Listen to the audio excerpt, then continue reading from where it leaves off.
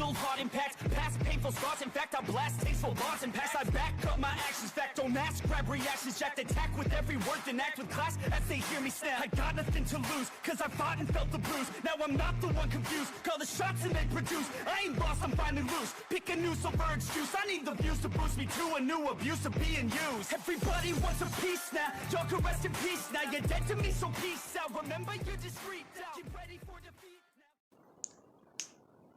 now. Alrighty. Hello everybody. This is Q's Show here.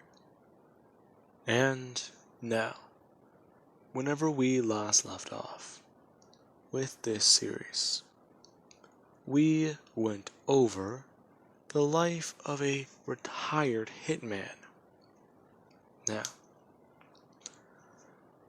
Midoriya's life is quite simple.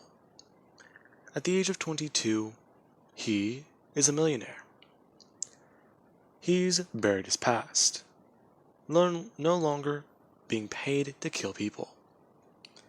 He's set for life, has a nice house, 2 beautiful wives, and a daughter. His life is perfect. And the only way it can get better is if one day he adds a new addition to the family. Now, Midoriya has thought about what life would be like if he actually had a kid of his own and raised it. Now, he is just thinking, however, would that even really be possible? You'd have to give this conversation a chat with Momo and Toru. See if they're comfortable with the idea. Momo might not be comfortable with it, but Toru, she's trying to strive for an early retirement. And if she does retire in 2 years, then this dream could be a reality. He could have a son or a daughter. That sounds nice. Now, with that being said, it has been a few weeks since we have seen our hitman. Now, we do have tonight. For Midoriya, he actually is at home, as he just got off the phone with Momo and Toru. Both of these two are backing each other up on a mission, currently out of country.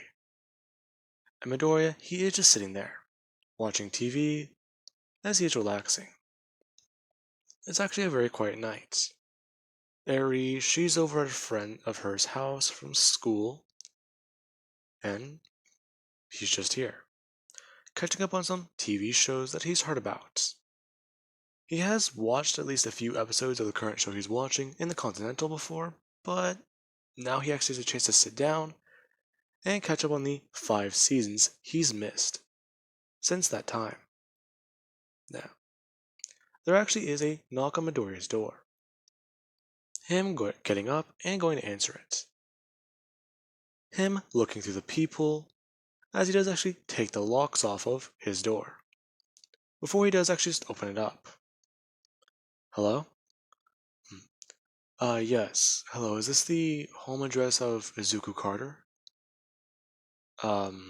Yes, I'm Mr. Carter. Why, is there a problem? The man will go on stating that actually there is no problem, as he does ask Mr. Carter if he does have time to speak with him for a minute. Now, Midoriya is confused. The man trying to explain his scenario. What he wants from Midoriya is quite simple. He wants him to do one last mission. Now, Midoriya stops the man in his tracks, telling him that he's retired. He doesn't do that anymore. But you have to, the man does say. Him desperately reaching in his pocket as Midoriya does just go to bring up his right hand. The man saying that he hasn't lost that instinct either. He's not reaching for a gun, just let him grab it. Him reaching in his pocket and pulling out a marker. The moment that Midoriya saw that marker, his blood ran cold. Now, you do actually watch Midoriya as his calm demeanor swiftly turns to anger, before it turns to denial, as he actually does just start walking in a circle, telling the man that he can't go out. Hmm? But you have to. This is your marker. Listen, please. What I need from you is simple. You just need to kill a man. That's it. Listen, kid, how old are you? Hmm? I'm about 17? Yeah. Do you understand what you're asking me to do? You've done it countless times before. How is this any different? Because I've spent the last 17 years of my life killing. Can you imagine that? The day you're born, you kill somebody, and you do that same thing every other day. How much blood do you think is on my hands? You're you're Baba Yaga. No, I'm not. That was my mother. Now keep her name out of your mouth. Let the dead rest. I see. Now, the kid does just say that he's sorry to bother him then, as he does go to leave. Now, Midoriya does go to close the door, looking back through the peephole. Now, the kid does walk away, and Midoriya does just stand at the door, waiting there for a minute. Something's gonna happen, isn't it? What is it? Now, an hour does pass, and Midoriya he actually does hear something break in his kitchen, as he does go to walk in there. The moment he does see a brick on the ground, before something else comes flying through the kitchen, as it is a smoke grenade.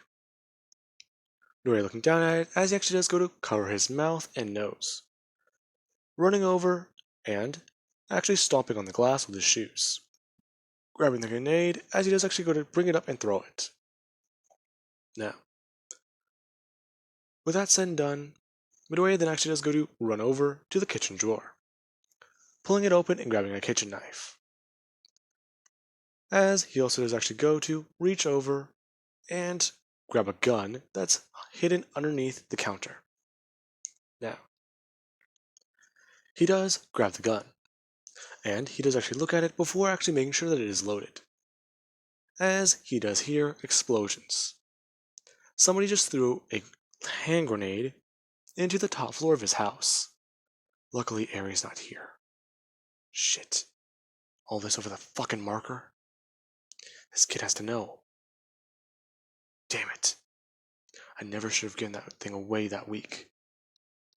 Now, Midoriya does actually try to run around and figure out what's going on, finding out that there's multiple men here. Now, Midoriya is ultimately subdued, with the fact that he has no gas mask and his house is flooded with smoke and sleeping gas. Now, we actually do have Izuku, who does wake up about some unknown time later. And there is a person standing right in front of him, as he does actually go to try and get up and move, as the man sitting across from him in what appears to be an old hotel. Where am I? Oh my.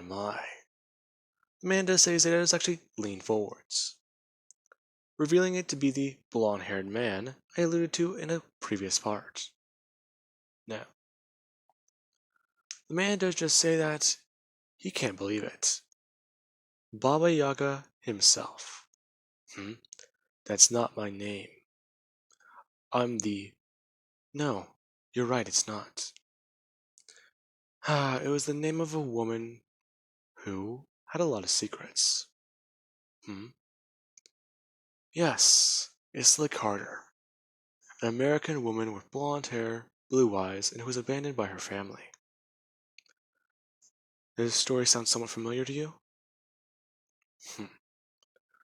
Yeah, it does. Now, why exactly is it important? Now, the man does only do one thing, as he stands up and walks across the table, slamming a file down in front of Midoriya as he does actually open it. Now, on the cover is basically the adoption forms that Midoriya signed as a child, or what appears to be a copy of them. Now, the man does tell Midoriya he is a fake, an imposter, a replacement. The fuck are you talking about? Ah, Isla Carter. Do you ever did it ever cross your mind as to why that woman, as brave, tough, hot-headed as she was, cold, calculating, did it ever occur to you as to why she never had a man in her life? What are you talking about? I'm just asking.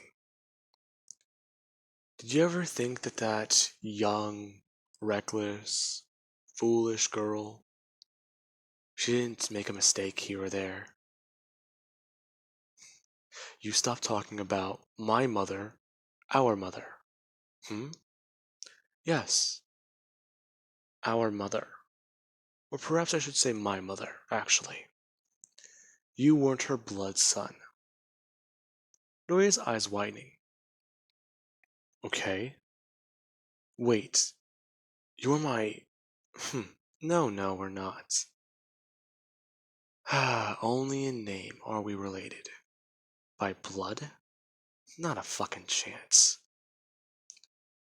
You took a life that was mine from me. Do you understand that? Now, this was gonna be simple. I use your marker, set you up, and, well, you go excommunicado. But, well, that ruthless, cold, calculating man, he's gone, isn't he?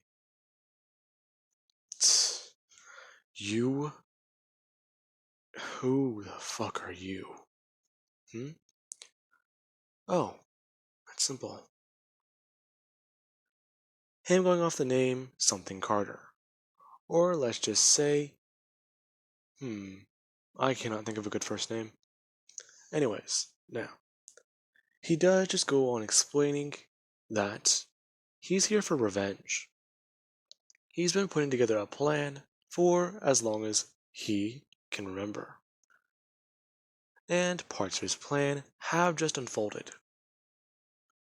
Now, Midoriya, he actually does get ready. He put that knife he had in his hand in his arm. And his arm is still morphed into clay. So, once he's ready, he can just cut these restraints on his hand. And he can grab something, use the knife and stab him to death. Shit. But if this is his brother, then he wants to at least know something. So, how old are you then? 27. So, wait. Explain it to me. My mother and my father. Right at the end of their candidatal years. Or no. That's what I was told, actually. I don't know the full story myself. Let's see. My mom, she was about 19. She was just done with her training. She went on a mission. However, a man was hired. Same mission, same goal. These two were looking for somebody. Somebody to kill. And they met one another. Mother was cold, calculating, merciless. And so was he. They gained a soft spot for one another. One thing led to another. Well, you can guess. My mother disappeared for an entire year. The day she pops back up, no one knows where she's been. She told everyone that she was just deep undercover. Deep, deep undercover. But she had me. Gave me up to an orphanage somewhere in America. I think New Orleans. I moved around a lot. Then, I got pulled in. Right back into the underworld, the very thing my mother did not want me in. That she tried to protect me from. And now, it's the reason why I did it. Did what? My plan. I burned your house down. Your car was in front of your house. And, well, what is it? I plan to go after your daughter next. She has nothing to do with any of this. Oh, she's not biological. That's a surprise. Then again, cars have a habit of leaving things where they shouldn't. So, you and I are going to have a little bit of fun. The man does say. Now, he does actually set the gun in his hand on the table, as he does go to flip a page. Now, he goes on explaining what he's done. How, a couple years ago, he met his mother. And he's the one who gave her her sudden illness. Now, he goes on talking about how his mother did not meet his expectations, so he killed her. The moment Midori does actually hear that, he's enraged. Him actually going to have the knife shoot up out of his arm as it cuts through the restraint on his left wrist. The moment that does actually happen, Midori, he immediately grabs the knife from out of the air and slashes upwards into the man's gut. The man taken aback as he jumps backwards. Midoriya turning his hand into clay as he just throws it upwards and it just pulls free of the restraint. As Midoriya stands up and does the same thing, before reaching outwards and grabbing the gun on the table. Now, as Midoriya does do that, he actually does bring the gun upwards and pull the trigger, firing the shots off into the man's gut. As he goes on explaining it. What he's done, his entire plan, and how it worked. Midoriya looking at him for a second, before somebody does walk in through the old looking door. And it breaks.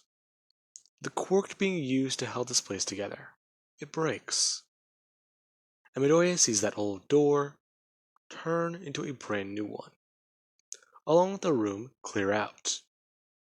And a Continental staff member is standing there. As they do look at Midoriya with a gun in his hand. Them being confused, asking Mr. Carter to please politely disarm. Now, they do simply hold a gun up to him and say that he is not supposed to be here. Roy just brings his hands up as he slowly puts the gun down on the table and tries to explain himself. However, they do let him know that he is dead. What he's done, there's no coming back from. And the person does actually move out of the way, knowing how dangerous Mr. Carter is. Midoriya actually going to walk through the door, as he does just turn and run, going directly to the elevator. Now, the person does bring this up with management, and the man who is management, he does hear about this unfortunate incident, and how Izuku Carter is excommunicado. How he was found with a man in a hotel room. The man was gut shot, and he will die of his fatal injuries. So, what is happening now? With that being said, Midoriya, he needs to get out of town. Get out of the city. And he actually does run into the Continental parking lot. As he does go for the first vehicle he does see. A motorcycle, as he hops on it and begins to drive away. Now, with that being said, he does start to devise a plan as to what he should do, as the burn notice is made, and Izuku Carter has money on his life. Now then, with that being said, I do hope you guys enjoyed. Have an amazing night. I'll catch you guys in the next part.